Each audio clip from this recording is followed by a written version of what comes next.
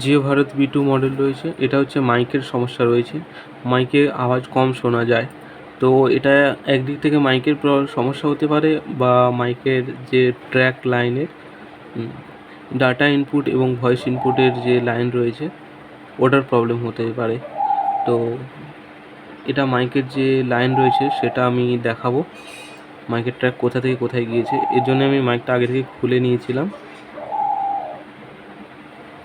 তো এটা হচ্ছে গ্রাউন্ড, এটা ভয়েস ইনপুট আর ডাটা ইনপুট।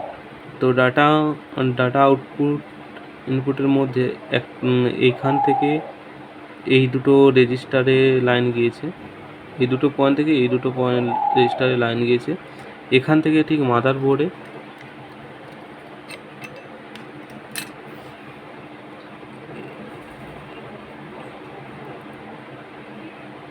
এই ক্যাপাসিটারে লাইন গিয়েছে। এই ছোটো যে স্মল ক্যাপাসিটার দেখতে পাচ্ছ, এই দুটোতে লাইন গিয়েছে। এর মধ্যে একটা লাইন মিসিং ছিল, এই ক্যাপাসিটারের লাইন মিসিং। তো এটাকে আমরা জাম্পার করে দেবো, দিলেই এটা সলভ হয়ে যাবে। তো সবাই দেখতে পেয়েছো যে কীভাবে এর ট্র্যাক ফাইন্ড করবে, ট্র্যাকের লাইন কীভাবে ফাইন্ড করা হবে। যা সেটা আমি জাম্পার করছি এখন।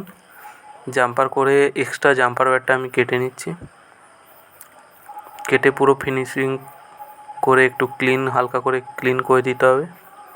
তারপরে একবার আমি টেস্টিং করে দেখে নিচ্ছি যাতে ডাটা আউটপুটের যে